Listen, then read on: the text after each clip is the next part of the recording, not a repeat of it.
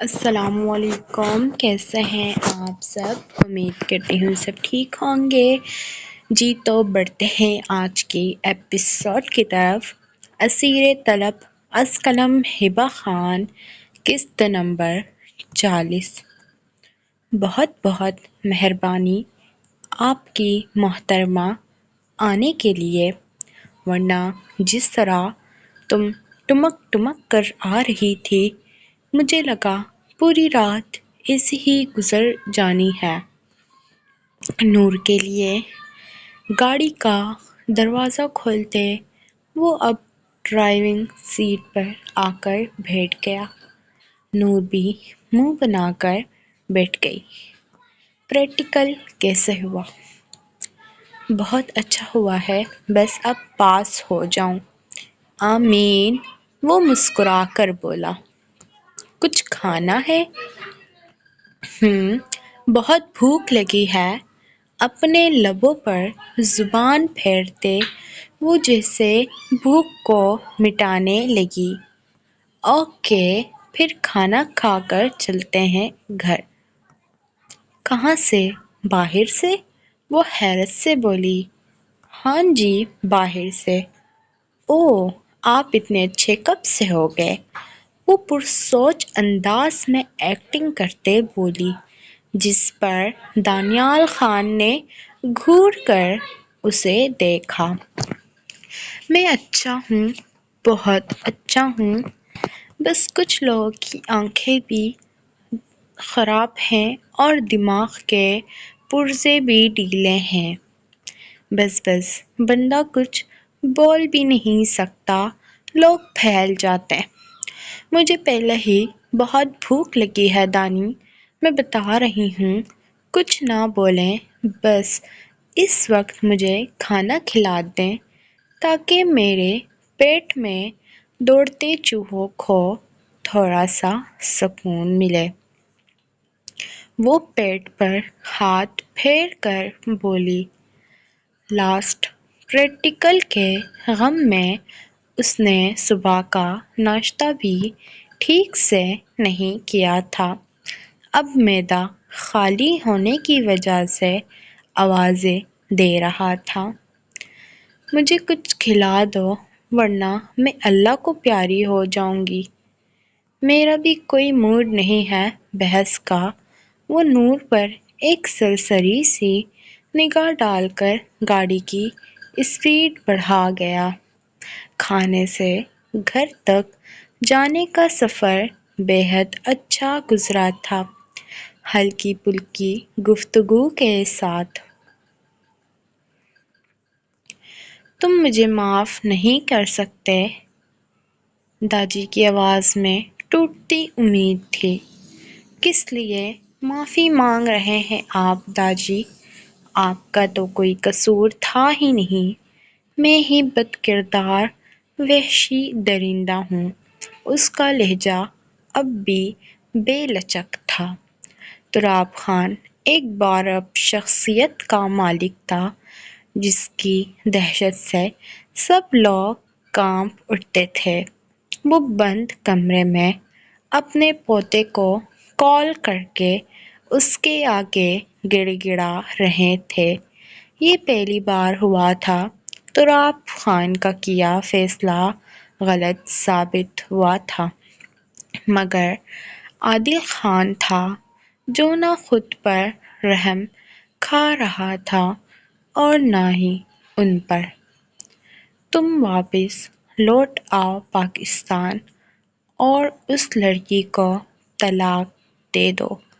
کافی دیر کی خاموشی کے بعد سوچتے ہوئے انہوں نے یہ الفاظ ادا کیے تھے، مگر عادل خان کی آنکھوں میں خون اتر آیا تھا۔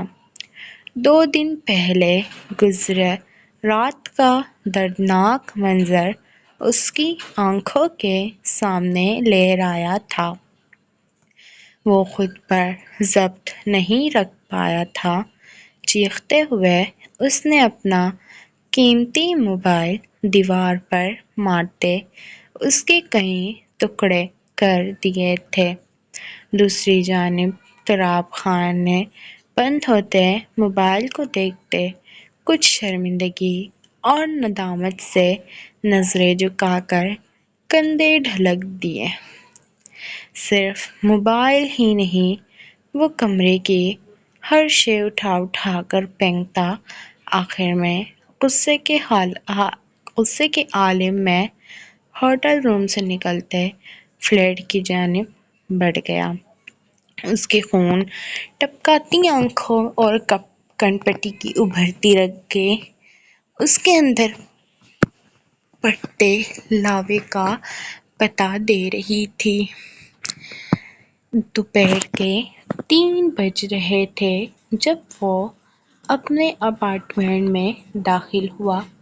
متلاشی نظریں چاروں اطراف میں گھومیں، لیکن اگلے ہی پل وہ اپنی نظریں چراتے کمرے میں داخل ہوا۔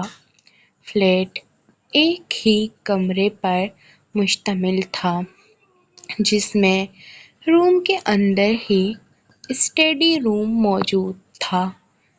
چھوٹا سا اوپن کچن تھا، روم کے اندر ہی واش روم تھا اور باہر ہال تھا جہاں 3 صوفے اور درمیان میں ٹیبل پڑی ہوئی تھی۔ اپنا کوٹ صوفے پر پھینکتے فریش ہونے کی غرض سے وہ واش روم چلا گیا۔ تھوڑی دیر بعد وہ فریش ہو کر باہر نکلا۔ اس نے اپنا رخ اسٹڈی روم کی جانب کیا، جہاں وہ سینے تک کمبل تانے مزے کی نیند بیڈ پر لیٹی ہوئی تھی۔ اپنی نظروں کا رخ پھیرتے وہ کھڑکیوں پر بچھے ہوئے پردے ہٹا گیا۔ کھڑکیوں سے جھانکتے سورج کی کرنیں اس کے چہرے پر پڑی تو عروہ نے کسمسا کر آنکھیں کھول دی تھیں۔ اٹھ کر بیٹھتے ہوئے اس نے شانوں پر آگے پیچھے بکھرے کالے گھنے رنگ کے بالوں کو سمیٹ کر دائیں کندھے پر ڈال دیا تھا۔ چہرہ ستا ہوا تھا، بے خوابی کا شکار، سرخ مٹورم آنکھوں میں نمی ٹھہری تھی۔ فرش پر قدم جماتے ہوئے اس نے بے خیالی میں سر اٹھایا تھا اور اگلے ہی لمحے اپنی جگہ تھم کر رہ گئی تھی۔ سیاہ جینس پر آسمانی رنگ کی شرٹ میں ملبوس وہ سنگل صوفے پر ٹانگ جمائے کافی شاہانہ انداز میں بیٹھا تھا۔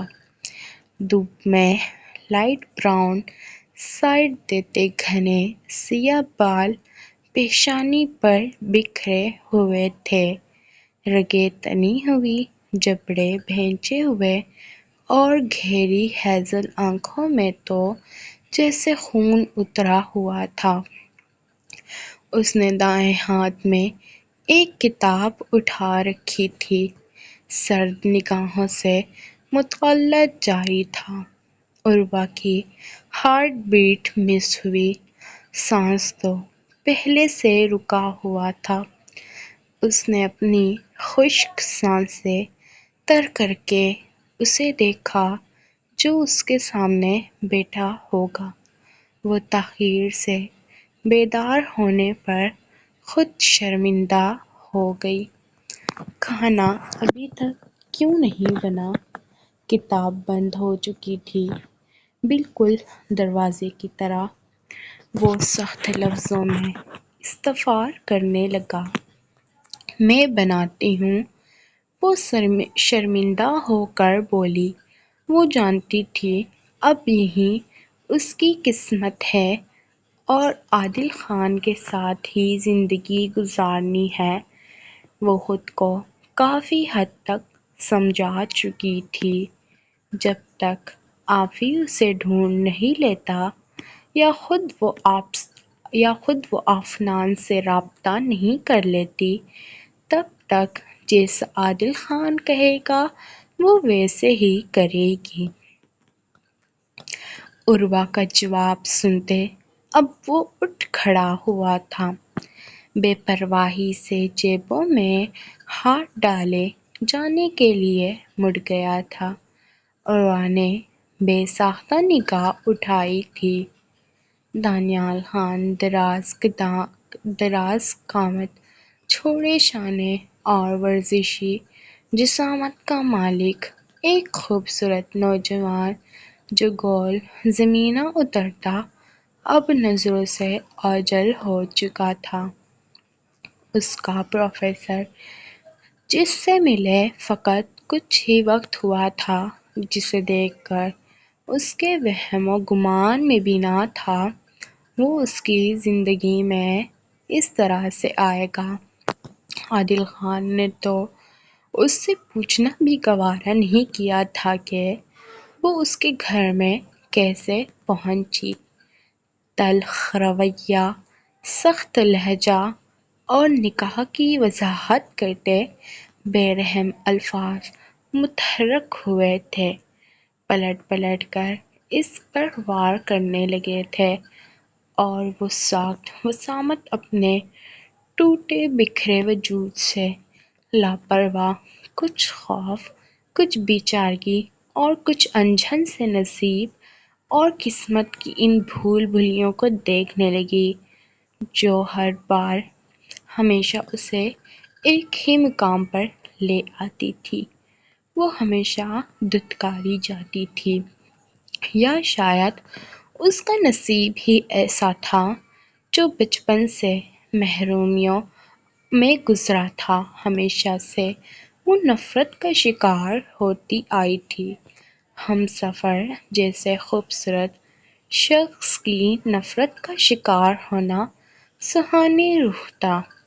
زندگی ہر بار اس امید کے ساتھ گزرتی جا رہی تھی کہ اب کچھ پھر مختلف ہوگا، ہر بار اس یقین کے ساتھ کہ اب وہ قبولی جائے گی، مگر ہر بار وہی ہوتا تھا جس کی توقع نہ ہوتی، ہر بار وہی ملتا جس کی چاہت نہ ہوتی۔ ایک مدھم سی مسکان اس کے سختی سے بھینج لبوں کو نرم کر گئی۔ بیڈ پر پڑا اپنا دوپٹہ اٹھا کر پہنتے وہ اسٹڈی روم سے نکلتے کمرے کا سفر طے کر کے کچن میں آ گئی، لیکن غلطی سے بھی نظریں عادل خان کی جانب نہیں ڈالی تھیں۔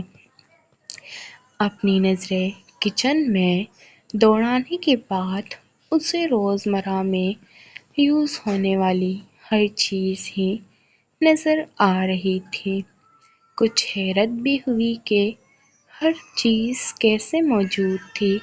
فریج اوپن کر کے اس نے آٹا ٹٹولا جو کہ شاید گوندا ہوا نہیں تھا۔ سستی سے منہ کے زاویے بگاڑتے اس نے پہلے آٹا گوندا، پھر روٹیاں بنائیں، ساتھ میں کباب بنا لیے، کیونکہ فریج میں ٹکیاں بنائے پڑی تھیں۔ وہ کھانا ڈائننگ ٹیبل پر لگا کر کنفیوز سی اپنے ناخن چبانے لگی کہ آخر کیسے وہ اندر جا کر عادل خان کو بلائے۔ پھر آخر تمام تر ہمت جمع کر کے وہ روم کے اندر داخل ہوئی۔ کھانا بن گیا ہے، میں نے ڈائننگ ٹیبل پر لگا دیا، وہ مختصر سی بات کرتے واش روم چلی گئی۔ اپنے لیپ ٹاپ پر چلتی انگلیوں کو روکتے اس نے نظریں واش روم کے دروازے کی جانب اٹھائی۔ جب دروازہ ٹھاک کی آواز کے ساتھ بند ہوا، پھر کھڑے ہوتے لاؤنج میں آ کر ڈائننگ ٹیبل پر رکھے کھانے کو دیکھنے لگا، پھر نفی میں سر ہلاتے بالکل سرد اسپاٹ تاثرات سے کھانے لگا۔ کچھ دیر بعد عروہ بھی منہ ہاتھ دھو کر اپنے لیے کرسی گھسیٹتے کھانا کھانے لگی۔ دونوں طرف بالکل خاموشی تھی، نہ ہی عادل خان اسے مخاطب کر رہا تھا نہ عروہ اسے مخاطب کر رہی تھی۔ دونوں کے درمیان ایک سرد سی جنگ تھی۔ وہ کھانا کھا کر اپنے روم میں چلا گیا، اپنے آنسو پیٹی۔ وہ ایک گہری سانس فضا کے سپرد کر گئی۔ چشمہ نہ پہننے کی وجہ سے اس کی آنکھوں میں بے انتہا درد ہو رہا تھا۔ جب زندگی بکھرنے لگے، جب آنکھوں سے آنسو ٹپکنے لگے، جب حوصلہ ٹوٹنے لگے، جب خاموشیاں بیان سے باہر ہونے لگے اور جب دل دکھ سے بھرنے لگے، تب ذرا سا رکیں اور رک کے سوچیں، ہاں کوئی نہیں، مگر رب تو ہے نا ہمارے پاس، اور وہ سب سے بڑی طاقت ہے۔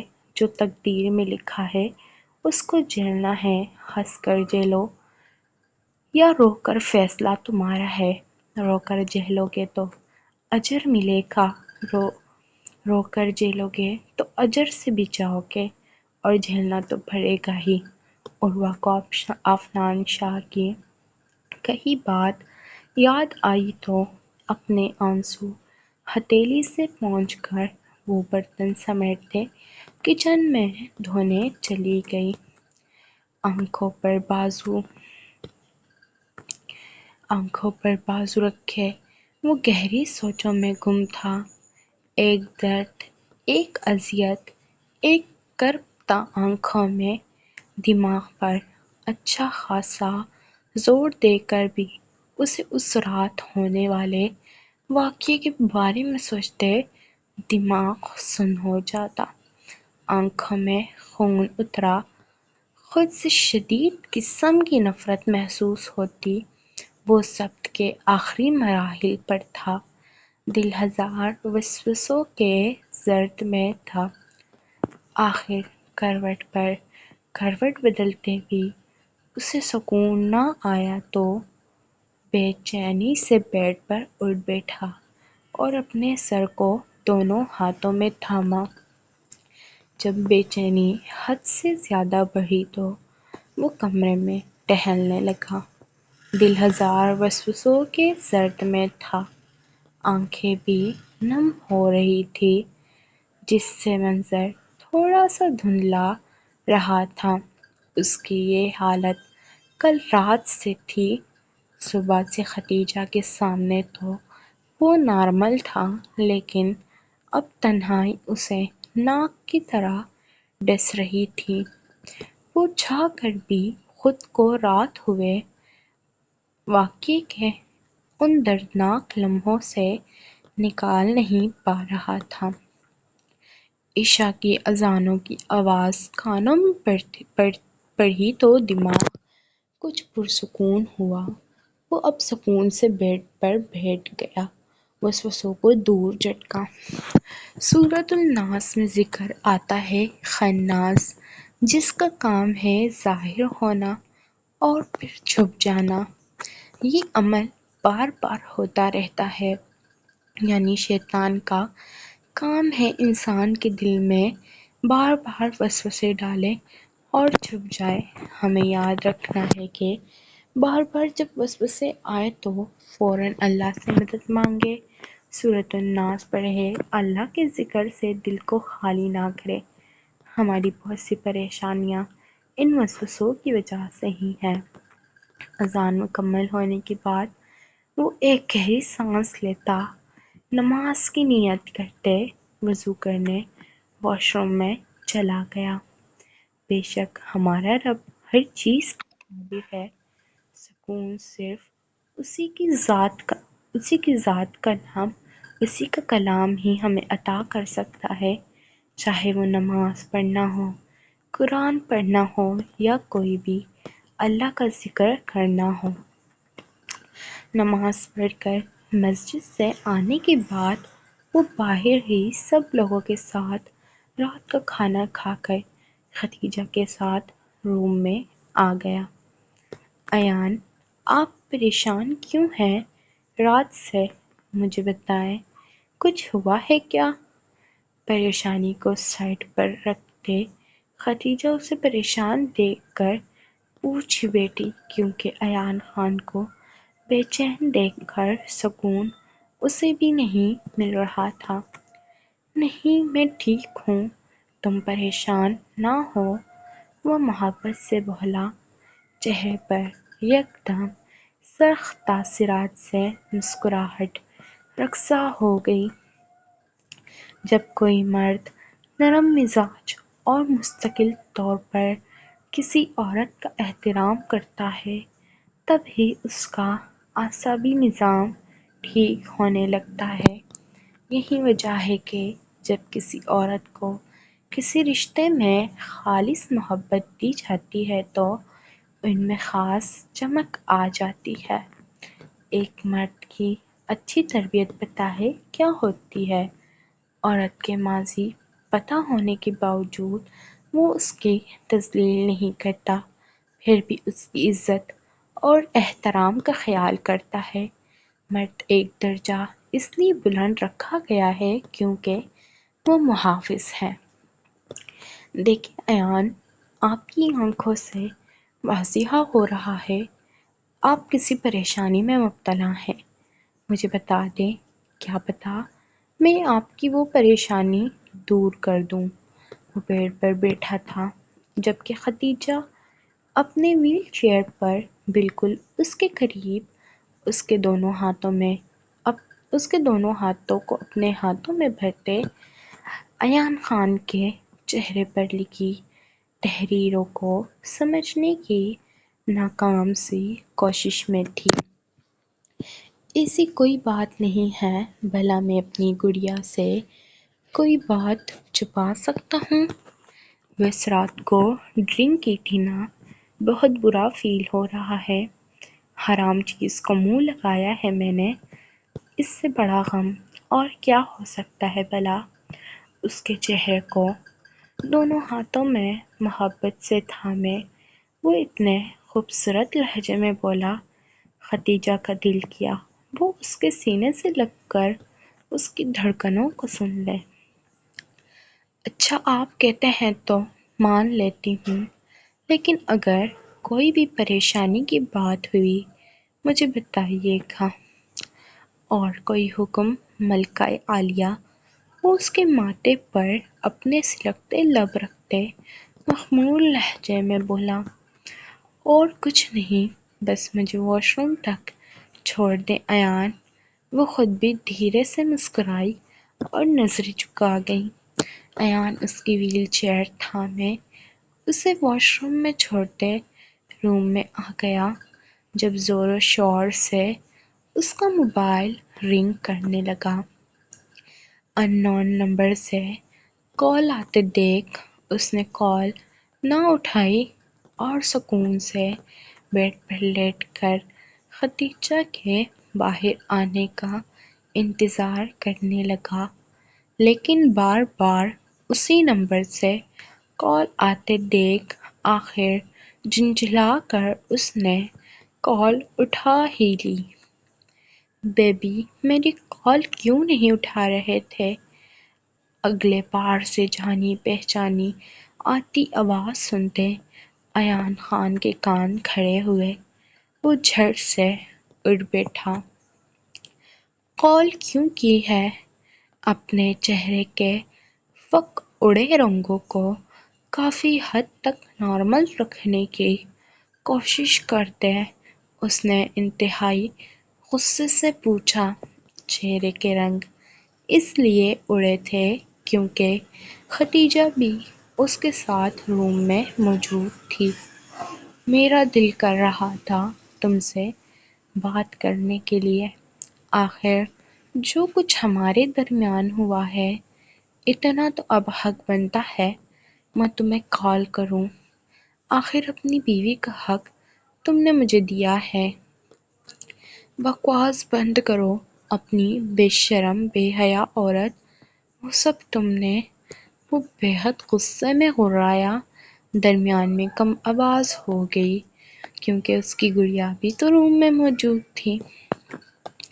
آواز نیچے رکھو ایان خان، اب جو ہونا تھا وہ ہو گیا، تم مجھے اپنی بیوی کا حق دے چکے ہو، کبھی نہیں، اس کا حق میں جنت میں حوروں کو بھی نہیں دینا چاہوں گا۔ تم تو ٹھہری، ایک جیتی جاگتی لڑکی کے روپ میں طوائف۔ سین جاری ہے، امید کرتی ہوں ایپی پسند آئی ہوگی۔ انشاءاللہ کل کی ایپیسوڈ میں اس سے آگے ہم پڑھیں گے۔ اللہ حافظ۔